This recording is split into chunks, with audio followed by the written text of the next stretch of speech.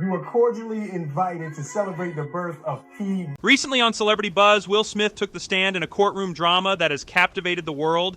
He dropped bombshell revelations about his former friend Diddy, claiming he witnessed unspeakable acts and manipulation within Hollywood's elite circles. As tensions rose, the courtroom erupted with disbelief. Let's break this down together. Diddy. Once a man who clinked glasses with Diddy during Hollywood's wildest, most extravagant nights, why is Will Smith now standing in a courtroom pointing at his former close friend and declaring, "I can't stay silent any longer"? Bullshit. I ain't been nowhere near that man, ain't did none of that stupid shit. So, whenever y'all hear it, if somebody say that, it's a damn lie. I don't even like baby oil.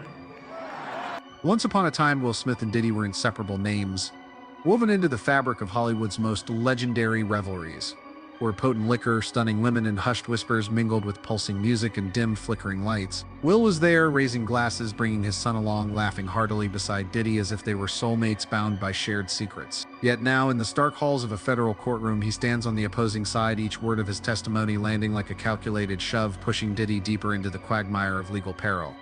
What drove Will to flip the script and lay everything bare? Is this merely a vengeful clash between two fated titans, or the desperate cry of a father, a man haunted by sights he can never unsee? As justice begins to call out the names of those once deemed untouchable, will Will Smith be the spark igniting a seismic upheaval that tears Hollywood apart, or is he just a pawn thrust forward on a crumbling chessboard of power? And Diddy, the man who once reigned at the pinnacle, can he withstand the relentless surge of truth rising against him? Or will he be drowned by the very soulmate who once stood by his side? Federal courtroom in New York became the epicenter of global attention as Will Smith, the Oscar-winning movie star, took the witness stand to confront Sean Diddy Combs. Here, Smith's testimony was not merely an accusation, but a nuclear bomb, detonating to expose Hollywood's darkest secrets, a shadowy world where power, wealth, and manipulation have long concealed heinous crimes. I can't stay silent any longer. Sean Combs isn't human. He's the embodiment of evil, a demon who has manipulated and shattered countless lives, including mine and my son's. This chilling statement reflects the dark underbelly of fame, exposing how power can corrupt absolutely.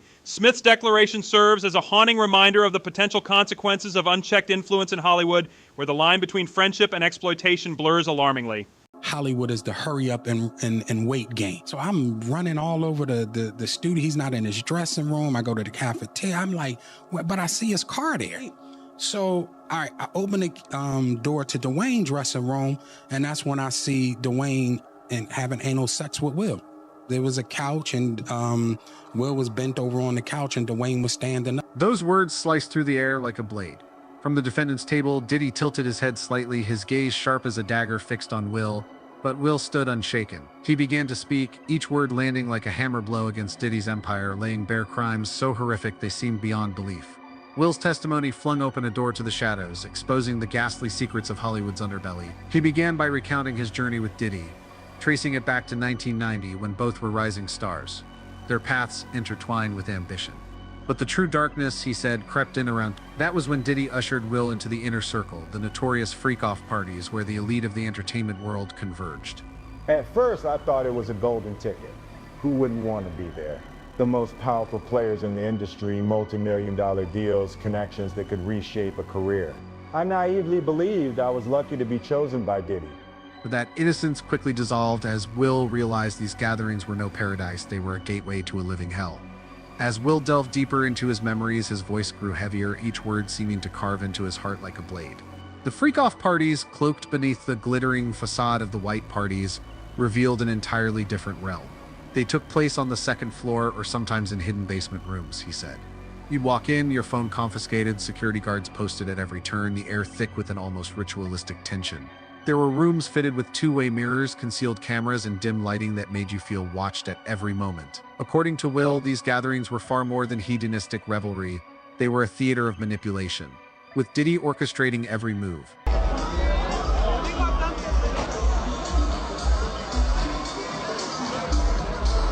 I saw young girls, some not even 18, ushered into rooms like commodities. They were coerced into taking pills that stripped away their control, all to serve the whims of VIP guests. And there I witnessed celebrities, people I once admired, behaving like predators. But the moment that truly unveiled Diddy's nature came one night in 2013 at his Miami mansion, when Will and Cassie Ventura, Diddy's girlfriend at the time, were led to the second floor. "I saw Cassie treated like an object by Diddy," Will recounted, his voice catching. "He struck her, forced her to engage with others, including me. I refused, and Diddy fixed me with a stare that felt like it could devour me." The palpable fear in Smith's words highlights the oppressive environment created by those in power. This moment encapsulates the chilling reality many face when challenging the status quo, revealing how fear can silence even the most prominent figures in the industry. He said, "Will, you don't get to choose here. This is my game, my rules. You'll learn to get used to it." I was repulsed, not just by Sean, but by myself for even being there. That was so incomprehensible. You know, it was just so, it's hard to understand the level of human. Will tried to blend in for a few months, convincing himself it was the price of survival in the industry. But the deeper he went, the more revulsion consumed him. There were nights I saw girls dragged into rooms, their eyes hollow as if their souls had been drained. Once I heard sobs echoing from a locked room, but when I asked, Diddy just laughed and said, "Don't worry, they're just having fun." By late 2013, Will's endurance had reached its breaking point, compelling him to sever ties with the freak-off parties. He confronted Diddy in a private meeting, his resolve firm. "I can't keep doing this," he declared. "I'm a husband, a father. I love Jada. I love my kids. I won't let them be dragged into that world." Diddy lounged in his armchair, a smirk curling his lips, his gaze sharp as a blade slicing through the tense air. "You think walking away is that easy, Will?" he said, his voice low but laced with menace. "You belong to me. Don't forget that." Will, buoyed by his fame and influence, brushed off the warning. He believed he was untouchable, strong enough to break free from Diddy's grip. But he was wrong, and the cost of his defiance came faster than he could have imagined, crashing over his life like an unexpected storm.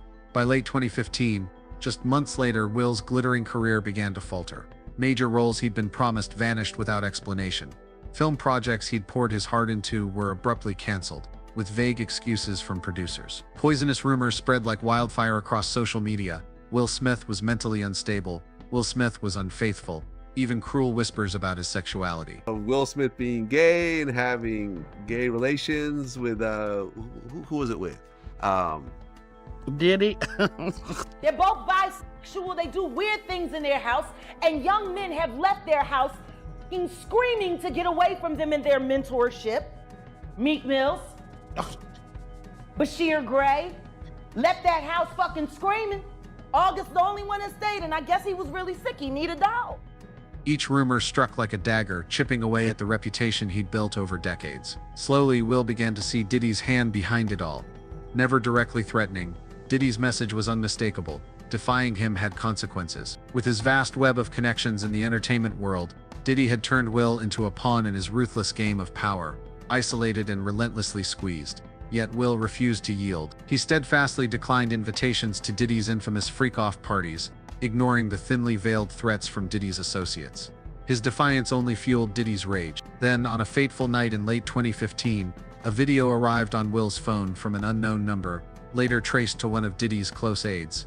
As Will opened it, his heart seized. There in the frame was his son Jaden, just 17 years old, at a freak-off party. Surrounded by strangers, liquor splashed on him. Jaden was mocked by jeering laughter that cut like knives. Tears streamed down his face, his eyes wide with panic, but no one reached out to help. In the background, Diddy stood, a triumphant grin on his face, like a director savoring his cruel masterpiece.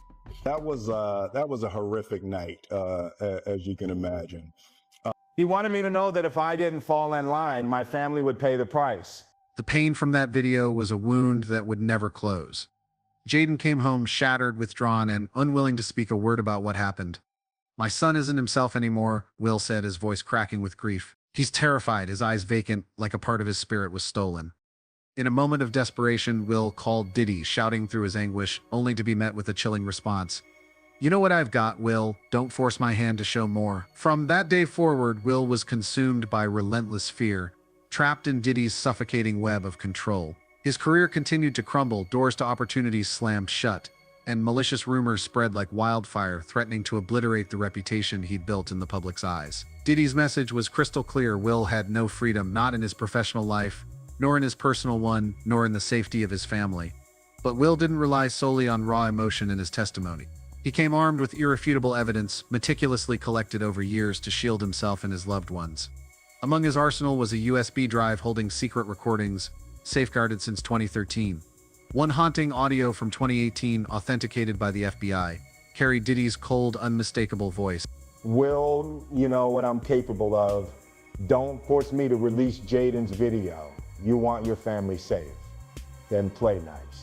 Next, Will submitted photographs from security cameras at Diddy's Los Angeles mansion, revealing a hidden tunnel leading to a basement where young women were held like captives. Sourced from a former Diddy employee, these images exposed squalid conditions, cramped, windowless rooms where terrified girls huddled in fear. Will didn't stop there. He provided 6 videos, secretly recorded at freak-off parties. Between one clip showed Diddy ordering a young woman to entertain a VIP guest, his tone menacing, "Do it well or you'll never leave this place."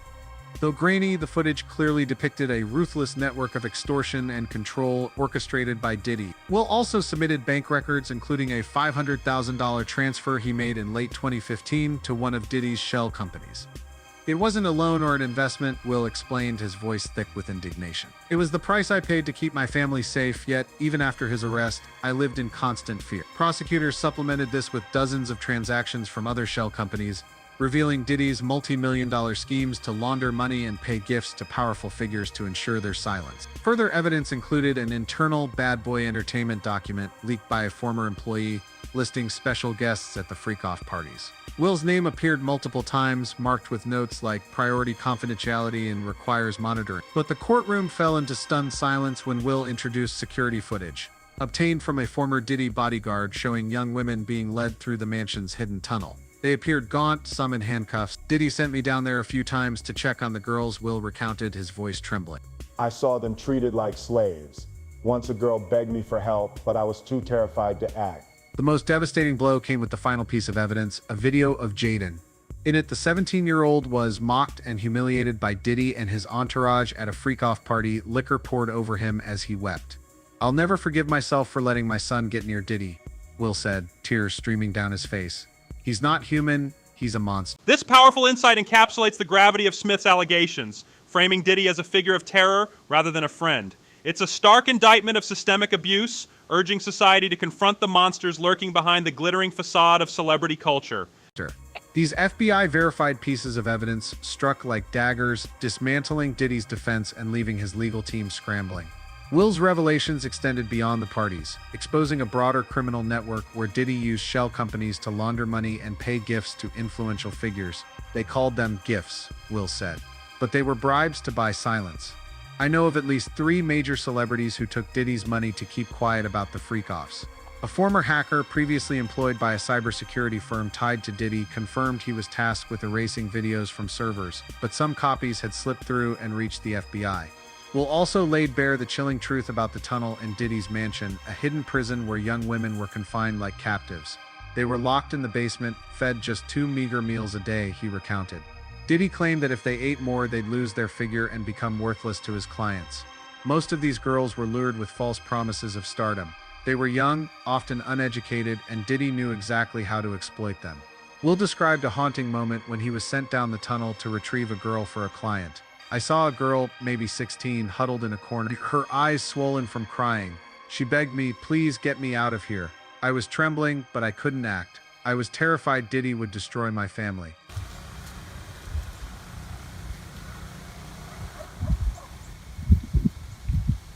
According to Smith's testimony, even though Diddy had been in custody for months, his network of loyalists continued to torment the Smith family. In the aftermath of Diddy's arrest, Will, in a moment of self-preservation, convinced himself that seeking justice wasn't necessary. He didn't need to make Diddy pay or face him in court. All he craved was a quiet life for himself and his family, like any ordinary person. So, he made a public statement, emphatically distancing himself from Diddy and his scandal, hoping to sever all ties and wipe the slate clean. After his arrest, I thought it was over. I was wrong. Messages started coming from burner phones, demanding my silence. An anonymous email warned, "Speak out and Jaden's video will be plastered across every tabloid." But things were far from as simple as Smith had hoped. Diddy's inner circle was determined to ensure nothing worsened his mounting charges, so they relentlessly harassed Smith, demanding absolute silence before the media and the public. They forbade him from leaking any information that could harm Diddy's case. Despite Smith's compliance bending to their every dictate, the pressure on his family only intensified as Diddy's legal battle spiraled toward a dead end. Will revealed that Diddy's allies were prepared to burn it all down. If they couldn't save Diddy, they'd drag everyone connected into the abyss, including Will and Jaden. That realization pushed Will to take the stand. "I couldn't let my son live in fear forever," he said, his voice resolute yet heavy with dread. "I had to face this monster even if it destroys me." Will's testimony hit like a hurricane. But Diddy's legal team wasn't about to back down. Spearheaded by Benjamin Carter, a lawyer renowned for turning hopeless cases around, they launched a fierce counterattack. Carter branded Will's testimony as a fabricated tale driven by personal vengeance. He argued that Will, still reeling from the fallout of slapping Chris Rock at the 2022 Oscars, was desperate to salvage his reputation by smearing Diddy.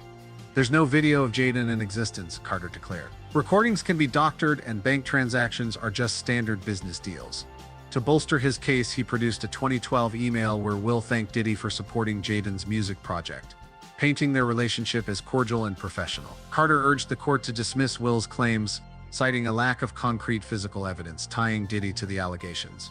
Meanwhile, Diddy sat at the defendant's table, his face a mask of stoicism, though his trembling hands betrayed a storm of emotions he was struggling to contain. When the judge asked if he wished to respond directly, Diddy, through his counsel, declined to speak.